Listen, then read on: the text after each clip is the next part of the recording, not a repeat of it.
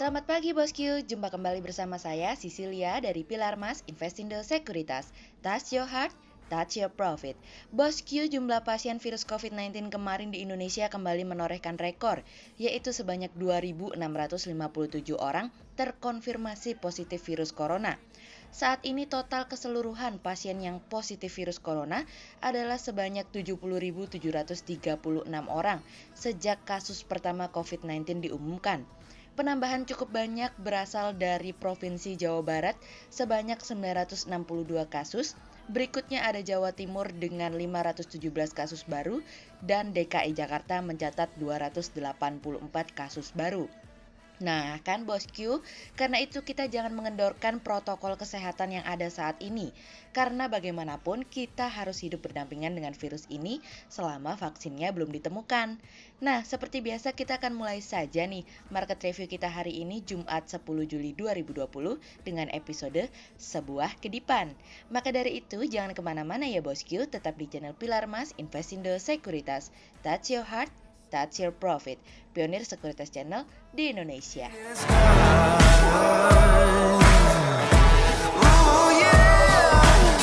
Seperti biasa kita akan mulai dari Global Economics Calendar. Ada berita dari US Consumer Credit yang naik dari sebelumnya minus 70.188 billion dolar menjadi minus 800-280.000 billion US dollar. Kemudian ada dari US Initial Jobless Claims yang turun dari sebelumnya 1.413k menjadi 1.314.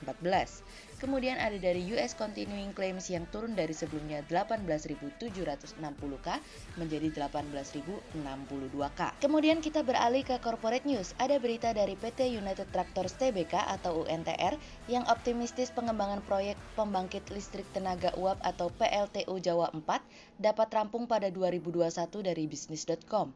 Kemudian ada dari PT Krida Jaringan Nusantara Tbk atau Kajen yang meraih pendapatan usaha 2,96 miliar rupiah hingga periode 31 Maret 2020 naik dibandingkan pendapatan usaha 2,13 miliar rupiah di periode yang sama di tahun sebelumnya dari iqplus.info.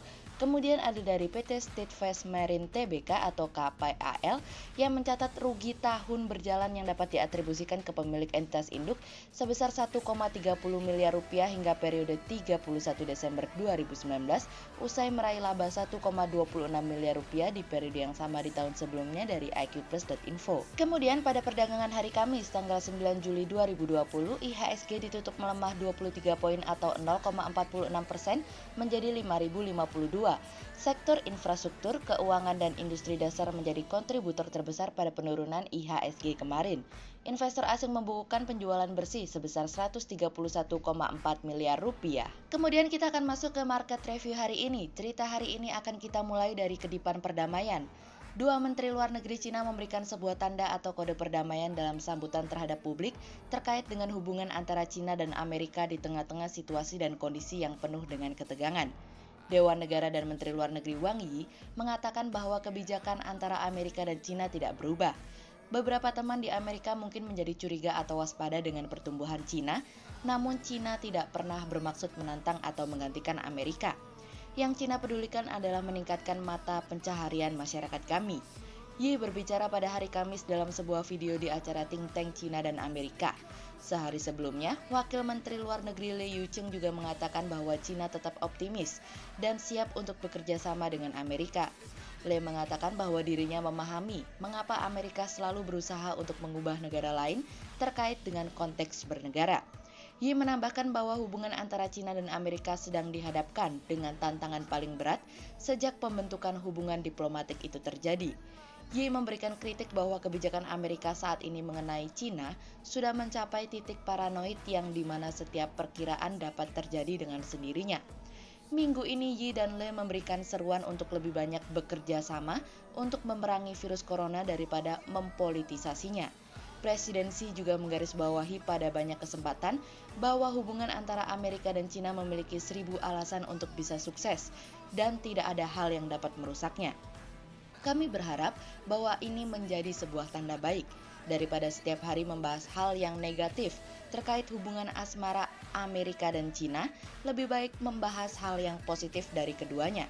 Di dunia ini kita akan menemukan banyak sekali perbedaan, Namun apabila kita hanya melihat perbedaan, maka tidak ada pernah kesamaan.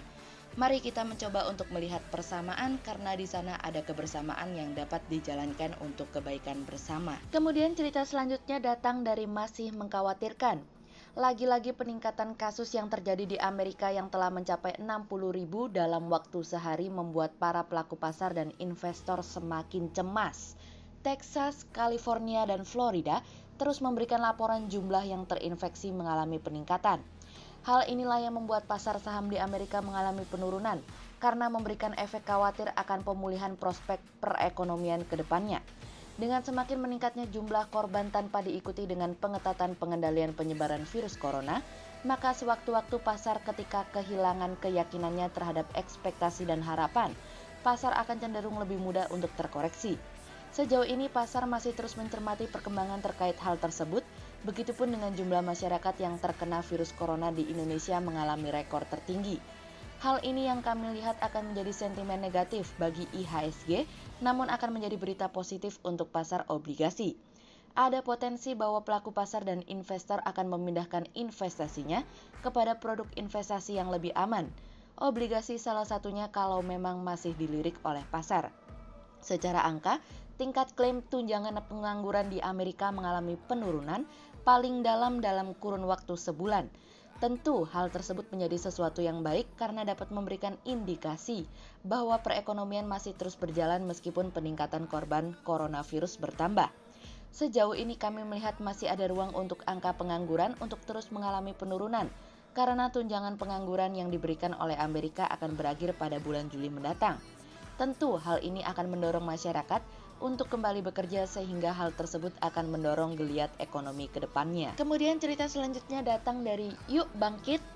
Menteri Keuangan Sri Mulyani Indrawati dalam rapat kerja bersama Badan Anggaran atau Banggar DPR memproyeksikan titik kontraksi perekonomian Indonesia pada kuartal 2 tahun ini akan dalam kisaran minus 3,5% hingga minus 5,1% akibat pandemi COVID-19. Selanjutnya menyampaikan pertumbuhan ekonomi nasional untuk semester 1 tahun 2020 akan berada di kisaran minus 1,1% hingga minus 0,4% akibat pelemahan pada kuartal 1 dan 2. Pemerintah akan terus berusaha mendorong perekonomian sehingga terjadi pemulihan pada kuartal 3 yang diperkirakan membaik, yakni sekitar minus 1% hingga tumbuh 1,2%. Untuk kuartal 4 pertumbuhan ekonomi Indonesia diprediksikan akan berada di kisaran 1,6% sampai 3,2%. Tentu, kami pun berharap demikian agar perekonomian Indonesia dapat mengalami kebangkitan pada kuartal 3 nanti. Meskipun probabilitasnya masih belum 100%, tapi ada potensi yang cukup besar di sana karena geliat perekonomian terus mengalami peningkatan. Sehingga berdasarkan technical analisa, kami melihat saat ini IHSG memiliki peluang bergerak variatif, cenderung melemah dan ditradingkan pada level 4.999 hingga 5.139.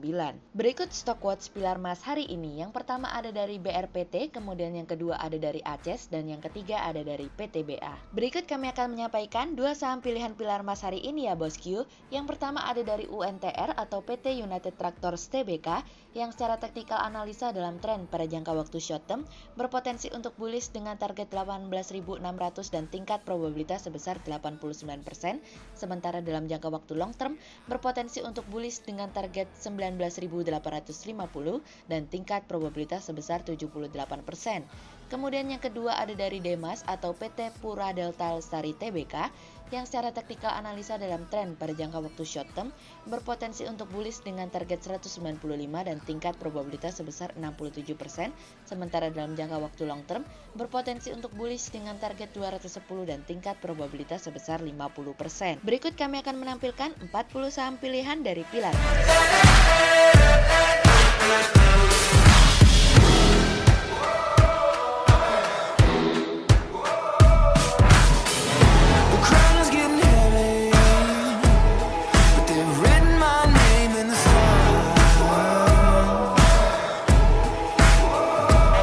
Sekian untuk review market kita kali ini ya Bosku. Untuk lebih lengkapnya Bosku bisa mengklik link di bawah video ini atau bisa juga langsung akses ke website kami di www.pilarmas-investindo.co.id. Dan jangan lupa untuk selalu jaga kesehatan buat para Bosku ya. Kita akan bertemu lagi untuk market review yang berikutnya, jadi jangan lupa like, subscribe, dan tonton terus channel Pilar Mas Investindo Sekuritas. Touch your heart, touch your profit. Pionir Sekuritas Channel di Indonesia.